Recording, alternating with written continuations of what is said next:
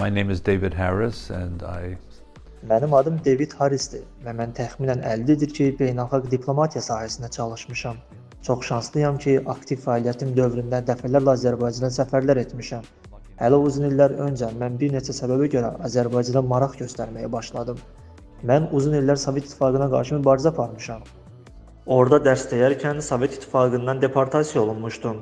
Buna görə də Sovet İttifaqının dağılması və 15 postsovet respublikasının yaranması mənim üçün çox maraqlı idi. Digər bir məsələ, orada bir Yahudi icması var idi. Sovet dövründə həmin icma ilə əlaqə saxlamaq çətin idi.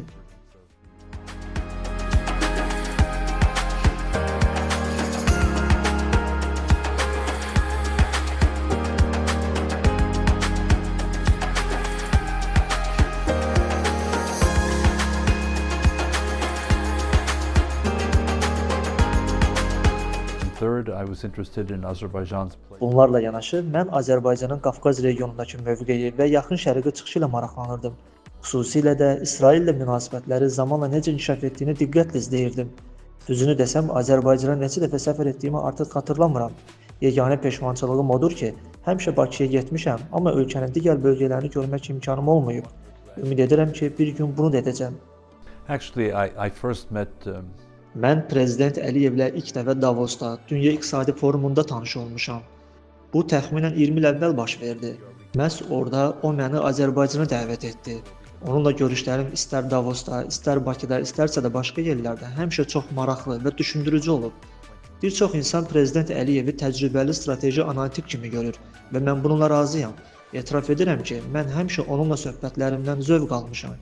Çünki onunla müzakirələrdən çox şey öyrənmişəm. Onun zəngin dünya görüşü imkan verir ki, çətin coğrafiyada yerləşən bir ölkəni uğurla idarə etsin. whether in Davos.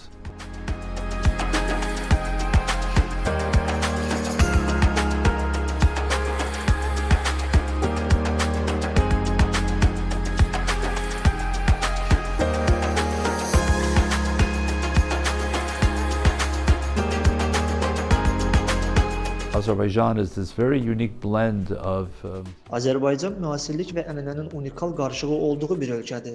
Sovetlərdən əvvəlki tarixini öyrəndikcə başa düşdüm ki, bir vaxtlar Bakı yalnız iqtisadi və ticarət mərkəzi deyil, həm də mədəniyyət mərkəzi olub. Onu da deyə bilirəm ki, Azərbaycan həm də qadın hüquqları baxımından müsəlman dünyasında öncülərdən biridir.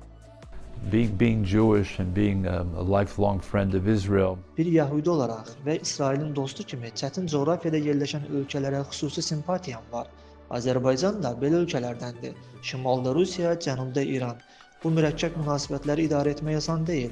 Xüsusilə də İranda böyük Azərbaycanlı icması və Rusiyada geniş diaspora mövcuddur. Uzun illər davam edən münaqişədən sonra Azərbaycanın Ermənistanla sülh yaranması çox mühüm və ümidverici hadisədir. Bu, böyük bir problemin aradan qalxması deməkdir və ümid edirik ki, bu davamlı olacaq. Bundan başqa, Azərbaycan Qəzza Sülh Şurasına qoşulmaqla öz təcrübəsini regionda və qonşularına da tətbiq etdi. Bu çox böyük uğurdur və alqışlanacaq addımdır. I remember meeting the students in Baku. Mənim ən böyük təəssüratım Azərbaycanın qısa zamanda güclü inkişafı və böyüməsidir. Hər səfərimdə bunu öz gözlərimlə müşahidə etmişəm və bu həqiqətən çox valeh edici, hətta qeyri-adi dərəcədə böyük bir inkişafdır. İlk səfərimdən son səfərimə qədər Bakının necə böyük və gözəl bir şəhərə, regional paytaxta çevrildiyini müşahidə etdim. Mən hər dəfə Bakıya getdikdə daha çox dost qazanıram və bu da məni daha rahat və özümü evimdə hiss etməyimə kömək edir. Buna görə də Azərbaycana qarşı çox isti hisslərim var.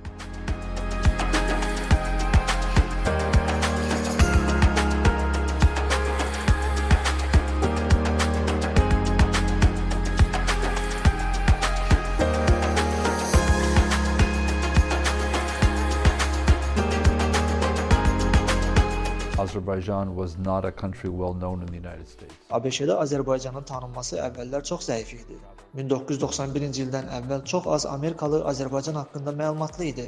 Eyni zamanda o dövrlərdə ABŞ-də erməni diasporu daha böyük və təşkilatlanmışdı və bu da siyasi qərarlara təsir edirdi.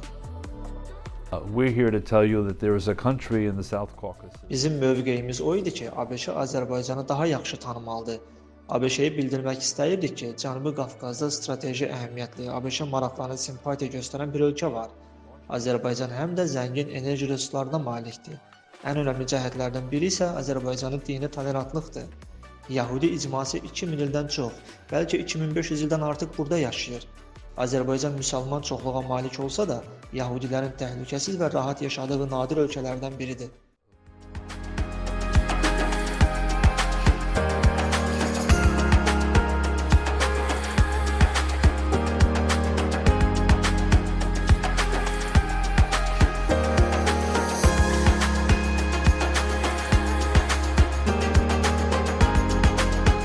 I think one of the things I really didn't understand Mən həmçinin Azərbaycanın zərdüştlük köklərini öyrəndim.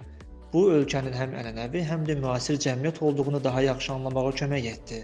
Zərdüştlükdə atəşin rolu mənə çox maraqlı gəldi.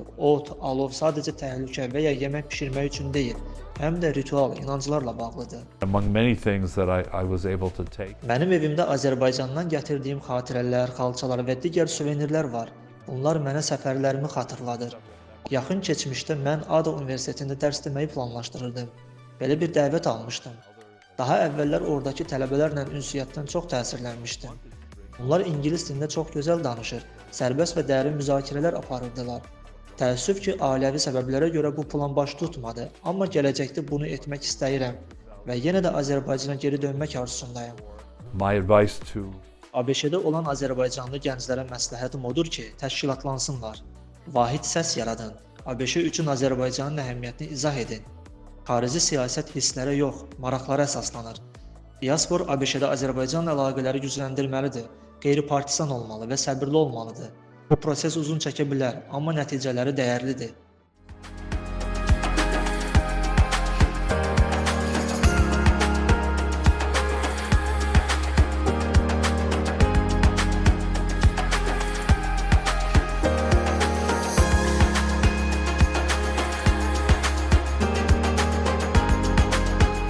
I hope to be back in Baku. Sonda demək istəyirəm ki, Azərbaycana yenidən qayıtmaq istəyirəm. Ümid edirəm ki, birbaşa Nyu-Yorkdan Bakıya uçuşlar bərpa olunacaq və gedib dostlarımla yenidən görüşəcəm.